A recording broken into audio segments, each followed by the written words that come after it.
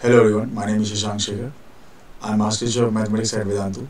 We are presenting solutions for JEE Advanced previous year's papers. Here I have taken a question of continuity and differentiability related to product of two functions. This was asked in JEE Advanced 2020, paper 1. Let's have a look at the problem. Yeah. It says let the function f r2r be defined by fx equal to x cube minus x square plus x minus 1 into sin x, and g r2r be an arbitrary function, means g is not known to us, right? Let f into g r2r be product function defined by f into g x equal to fx into gx. Then which of the following statements are true? See the option A. If g is continuous at x equal to 1, then f into g is basically the product fx into gx.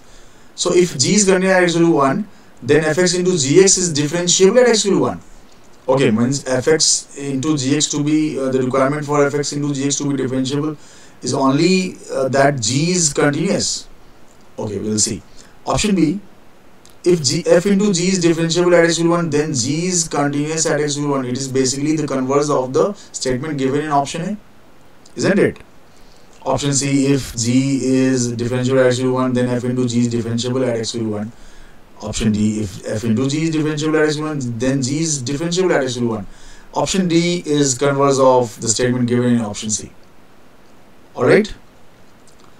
So if you see the function fx is well known function and is actually the combination of elementary functions. The entire discussion is revolving around the same point x equal to 1. And at x equal to 1, you can see that f1 is 0, 1 minus 1, 0, okay, 0 plus 0. So f1 is 0, f is continuous also, f is definitely, we can easily track that, f is differentiable also. Every part is differentiable. So here we can see in order to check the differentiability of the product fx into gx, f is known to be differentiable here in this case. The only requirement is to know about the function gx. What kind of function gx is? Is it true that if g is continuous, f into g is differentiable? Yeah, from the theory part, verbally you can say option C would be correct. What do you say? I mean, it is generally taught in the class that it is a well-known theorem, in fact, that if the two functions fx and gx are differentiable at x equal to a, then their product is also differentiable. Product of two differentiable functions is also differentiable. Alright? In fact, option A would also be correct. I'll show you. But B and D may not be true. I'll show by taking the general formula for f into derivative of f into g. Alright. See, the entire thing will come in this discussion as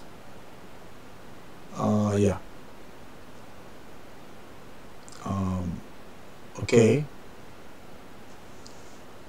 See, I can write f into g dash derivative by the first principle at x equal to a. I am proving that what I have stated there, f a into g, and that can easily be observed. See, I am taking the case here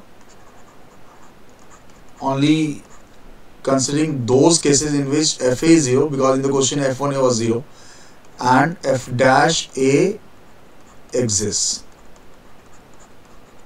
See, going with the formula, I can cancel, I can make f a into g a 0, because g was defined everywhere. G is defined at x equal to a.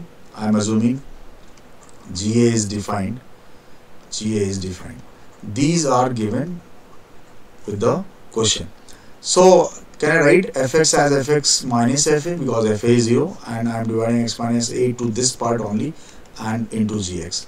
Now can I write this first part as f dash a when x tending to a? This is the formula for f dash a, and this second part as limit of gx x tending to a. So obviously fx into gx is differentiable.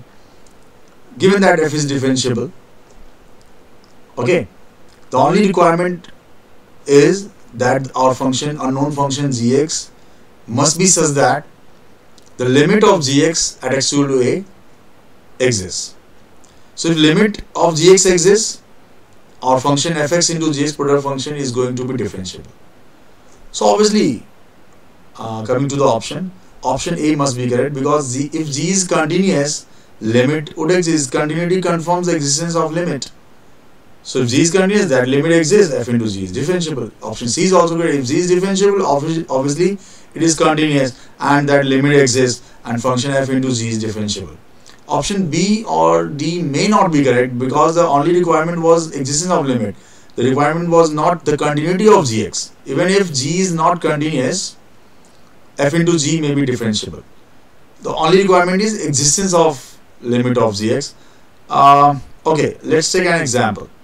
I'll show this using an example. Let take the point at x equal to 0. Take the point x equal to a as 0, and fx I am taking as some function which is 0 at the point x equal to 0 and is differentiable also. Let's take x square, the basic function. Gx I am taking in such a manner that g existence limit of gx exists when at x equal to 0, but g is not continuous.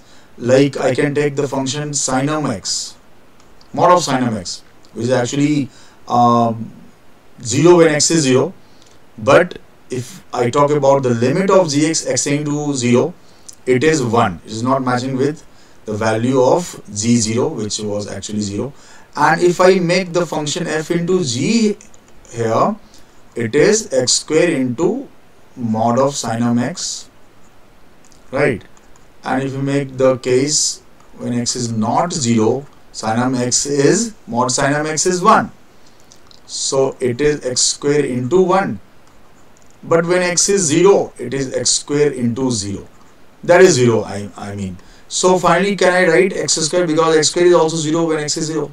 So x square is fx into gx is x square for all x belongs to R, and is obviously differentiable also. X square is known to be differentiable function.